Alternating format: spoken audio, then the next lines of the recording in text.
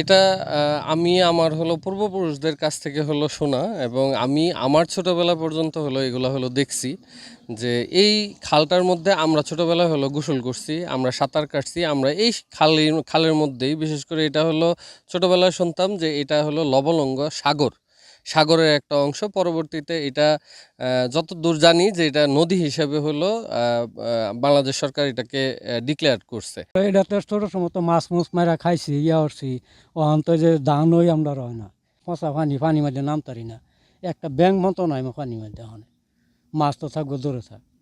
পানি তো পরিষ্কার নাই, পানি তো ময়লা। এই পানি কোন থেকে আসে?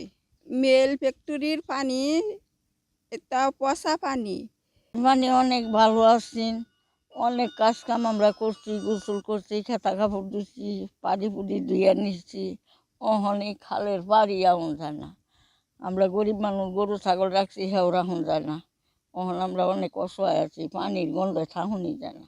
এটা স্থানীয়রা দেখছে, কারণ এই জিনিসটা হইতেছে আপনার গাজীপুরে যতগুলো কলকারখানা আছে ম্যাক্সিমাম কলকারখানার যে ময়লা আবর্জনাগুলো আছে তারা এটা ইউজ করতেছে, এই কারণে এই পানিটা এখন দূষিত। দূষিত পানির কারণে আমাদের ফসলের হার কমে যেতেছে আর কি। আর ওখানে যত ফ্যাক্টরি আছে সব ফ্যাক্টরির ময়লা এখান দিয়ে বয়ে যায়।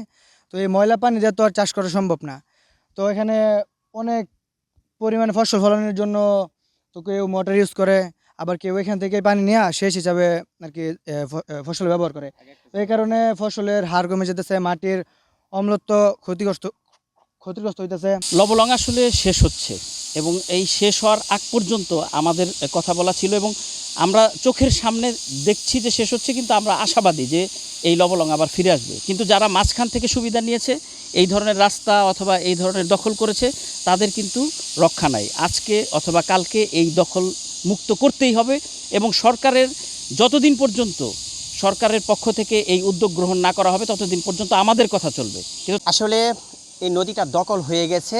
আগে রাজনৈতিক নেতারা এই নদী দখল যারা করতো তাদেরকে শেল্টার দিত, যেহেতু এখন অন্তর্বর্তীকালীন সরকার আছে, তাদের কোনো এই নেতার দায়বদ্ধতা তাদের কাছে নেই। আমি আশা করতে পারি এখন এই নদী দখল থেকে বাঁচানো যাবে। কিছুদিন আগেও এখান থেকে কিছু অবৈধ স্থাপনা উচ্ছেদ করা হয়েছে জেলা প্রশাসনের পক্ষ থেকে। এছাড়া উপজেলা নির্বাহী অফিসার এবং সহকারী কমিশনার ভূমি, তাদের নিয়মিত একটা মনিটরিং আছে সেখানে। আর এবং যতটুকু আমি জেনেছি, এবং আমি নিশ্চিতভাবে জেনেছি, এটা আমার উপজেলা নির্বাহী অফিসার আমাকে নিশ্চিত করেছে যে বালি অপসারণের কাজ চলেছে সেখানে, এবং এরপরে পরিবেশ অধিদপ্তরকে এবং কলকারখানা পরিদর্শন দপ্তর যেটা আছে তাদেরকে আমরা এটা অবহিত করেছি। তারা যেন এটা সার্বক্ষণিক একটা মনিটরিংয়ে রাখে, এবং এই পর্যন্ত যেটা হয়েছে আর কি, সেই বিষয়টা থেকে, যেমন ওখান থেকে বালি অপসারণ বা যদি কোনো ধরনের বর্জ্য বা অন্য কিছু যদি খালকে ভরাট করে থাকে, সেগুলো অপসারণ করার ব্যবস্থা নেওয়ার জন্য। গাজীপুরের লবণদহ নদী, এটা বিভিন্ন প্রতিষ্ঠানের বর্জ্য এই নদীতে মিশছে, এবং সেই জন্য আমরা ইতিমধ্যেই লবণদহ নদীর তীরবর্তী যেসব প্রতিষ্ঠানগুলো আছে এবং বিশেষ করে যারা তরল বর্জ্য যেসব প্রতিষ্ঠানে তৈরি হয় তাদের ইটিভিগুলো যথাযথভাবে চলছে কিনা, সেসব ইটিভি থেকে আমরা হঠাৎ সেই সব প্রতিষ্ঠানে ভিজিট করে সেখান থেকে আমরা নমুনা সংগ্রহ করেছি। ইতিমধ্যেই আমরা নমুনাগুলো আমাদের সদর দপ্তরের ল্যাবে পাঠিয়েছি, এখনও আমাদের হাতে রেজাল্ট পৌঁছায়নি।